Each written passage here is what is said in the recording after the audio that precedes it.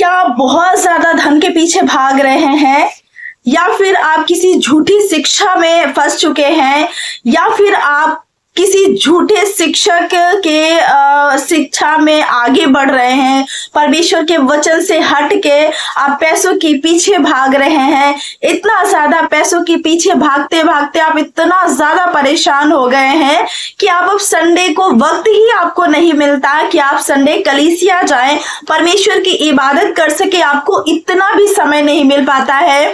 या फिर आप झूठी शिक्षा में इतना ज्यादा आगे बढ़ गए हैं, परमेश्वर का सत्य वचन क्या है उस चीज को आप भूल चुके हैं। हमारे साथ निकाल लीजिए पहला तीमुथियुस उसका 6 अध्याय, उसमें झूठी शिक्षा और धन के लोभ के बारे में लिखा है। हालेलुया। झूठी शिक्षा और धन के लोभ के बारे में लिखा हुआ है, और उसका 6 अध्याय का 3 से 10 वचन के बीच में लिखा है। और इसमें मैंने कुछ पॉइंट्स तैयार किए हैं जो मैं आपके साथ शेयर करना चाहूंगी। किसी आप झूठे शिक्षक के अधीन तो नहीं हो गए हैं, अपने आप को आप जांच और परख सकते हैं इन पॉइंट्स के द्वारा, और आप इसको पढ़ सकते हैं और अपने आप को परख सकते हैं कि हमारे अंदर कहीं धन का लोभ तो नहीं आ गया, या हम कहीं झूठी शिक्षा में तो नहीं फंस गए। क्योंकि परमेश्वर का वचन जो सत्य है, अगर हमें वो सत्य नहीं मिल रहा है, हम झूठी शिक्षा में फंस गए हैं, तो भी हमारा रास्ता सत्य से भटक जाता है। Praise the Lord. खुदा का धन्यवाद हो। आज जो भी हमने पॉइंट्स तैयार किए मैं आपके साथ शेयर करना चाहूंगी। बहुत ही अच्छी बात है, आप चाहे तो लिख सकते हैं, आप चाहे तो बाद में इसे पढ़ सकते हैं, क्योंकि बहुत ही अच्छा है। और आप ये वीडियो उन सारे लोगों को जरूर भेजिएगा जो झूठी शिक्षा में फंसे हुए हैं, जो पैसे के लोभ में इतना ज्यादा जाल में, समुद्र के उसमें पैसों के समुद्र में वो ऐसे फंस गए हैं कि परमेश्वर के वचन को सेकेंडरी लेवल पे उन्होंने रख दिया है। इस वचन को जरूर उनके साथ शेयर कीजिएगा। नंबर 1 जो है हिंट जो वहां पे दी हुई है, पहला तीमुथियुस 6 अध्याय का 3 से 10 वचन है। और इसमें जो पहला हमारी जो मैंने तैयार की है, सच्ची शिक्षा, खरी बातें ना देना या फिर ना मानना। हम किस वचन को शेयर करते हैं तो परमेश्वर का वचन जो लिखा है ना, पैसे का लोभ, अगर पैसे का लोभ ना हम बता के कुछ और बताते हैं तो ये परमेश्वर से हम अलग बताते हैं ना। तो जो परमेश्वर का वचन अगर कोई आपको शेयर कर रहा है तो भी आपको परखना है, और अगर आप शेयर कर रहे हो तो भी आपको परखना है, जरूर परखना है। उसके बाद नंबर 2 है घमंड और अज्ञानता से भरना। कहीं हम या सामने वाला घमंड से, अज्ञानता से तो नहीं भर गया, क्योंकि जहां परमेश्वर का वचन नहीं है वहां अज्ञानता हो जाती है।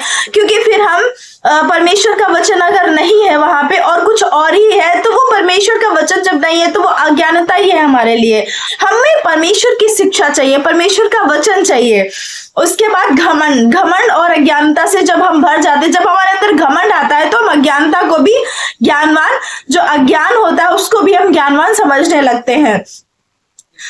हमें कहीं हम जा रहे होते हैं, इस रास्ते को हमें पता नहीं होता है, लेकिन फिर भी हम चले जा रहे होते हैं और हम दूसरों को भी बताने के लिए तैयार रहते हैं कि ये रास्ता जो है कहाँ जाता है। तो ये हो गया अपने अंदर प्राइड आना, घमंड आना। उसके बाद 3rd नंबर है जो विवाद और शब्दों पर बहस करने का रोग लग जाना। हालेलुया। तर्क वितर्क करना हर एक चीज में। परमेश्वर का वचन जो है वो सत्य है, सत्य को जानोगे तो सत्य तुम्हें स्वतंत्र करेगा। मार्ग, सत्य और जीवन मैं हूं। परमेश्वर का वचन जो सत्य है, और इस सत्य पे हम कोई तर्क वितर्क नहीं कर सकते हैं। अगर हमें जानकारी गलत मिल रही है तो हम बिल्कुल उस जानकारी को दूर हट सकते हैं उससे। अगर हमें गलत किसी चीज को गलत तरीके से बताया जा रहा है, परमेश्वर के वचन से हट के कोई चीज हमें शेयर करी जा रही है, तो हमें बहुत ज्यादा सावधान रहना है। और कलीसिया में फूट डालने वाले लोगों से भी बहुत ज्यादा सावधान रहना है, और अपने आप को भी कभी ऐसा नहीं कर देना है कि हमारी वजह से किसी भी कलीसिया में या अपनी खुद की कलीसिया में, हमारे जीवन में, हमारे परिवार में फूट आए, दरार आए। नंबर 5 जो है, जो लोग भक्ति को कमाई का जरिया बनाते हैं। हालेलुया। परमेश्वर का वचन है, हमें किसी ना किसी के माध्यम से उसको शेयर करना है, परमेश्वर को बताना है, उसको कमाई का जरिया नहीं बना लेना है। परमेश्वर का वचन जो हमें सेत में मिला है तो हमें सेत में उसे शेयर भी करना है। हालेलुया। नंबर 5, संतोष के बिना बड़ी कमाई की चाह रखना। हमारे पास 10 रुपए है, हमारे पास रोटी कपड़ा मकान सारी चीजें हैं, तो हमें इतना अधिक के पीछे नहीं भागना है। परमेश्वर का वचन भजन संहिता में बताता है कि जवान सिंहों को तो घटी होगी, परंतु परमेश्वर के खोजियों को भली वस्तु की घटी नहीं होगी। पहले तुम परमेश्वर का राज्य और धर्म की खोज करो, मत्ती की पुस्तक में बताता है, फिर सारी वस्तुएं तुम्हें मिल जाएंगी। तो हमें खोज करनी है, उतनी ज्यादा नहीं करनी कि परमेश्वर को पीछे छोड़ दे।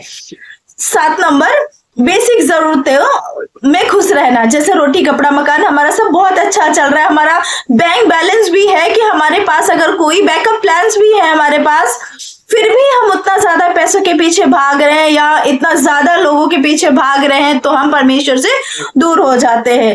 8 नंबर, अधिक अमीर और जल्दी ना, मतलब अधिक अमीर, जल्दी से मैं इतना ज्यादा अमीर बन जाऊं कि दौड़ में दौड़ते रहना, तब भी हम परमेश्वर को पीछे छोड़ देते, क्योंकि परमेश्वर किसी भी बात को जल्दबाजी में नहीं करता है। परमेश्वर नहीं चाहता कि आप जल्दी से कुछ भी पालो ना। परमेश्वर कहता है सारी चीजों को जांचना परखना बहुत जरूरी होता है हमारे लिए। तो हमें उस दौड़ में नहीं दौड़ना है जो जल्दी अमीर होना, जल्दी ऊंचाई पर बैठना चाहते हैं, जल्दी ऊंची वाली गद्दी पे पोस्ट पे पहुंचना चाहते हैं, वो तरीका कोई सा भी हो। तो हमें सही तरीके से सही चीज को हासिल करना बहुत जरूरी है। उसके बाद 9 नंबर, गलत बातों में डूब जाना, विनाश के समुद्र में डूब जाना। इन सारी चीजों की खोज करते करते हम एक अलग ही दुनिया में खो जाते हैं। नंबर 10 जो है, रुपयों का बोझ सब बुराइयों का जड़ होता है। जो रुपयों का बोझ होता है, जो लालच होता है, वो सारी बुराइयों का जड़ होता है। वो किसी भी तरीके से हो, वो हमें बुराई की तरफ ही लेके जाता है अगर हम अधिक की होड़ में रहते हैं। परमेश्वर का धन्यवाद हो आज के इस वचन के द्वारा। अगर आपने कुछ सीखा हो तो मुझे जरूर बताइएगा, और उन दोस्तों को, उन भाइयों को, उन बहनों को जरूर शेयर कीजिएगा जो इन सारी चीजों के पीछे भाग रहे हैं और परमेश्वर को पीछे छोड़ दे रहे हैं। परमेश्वर का धन्यवाद हो। God bless you all.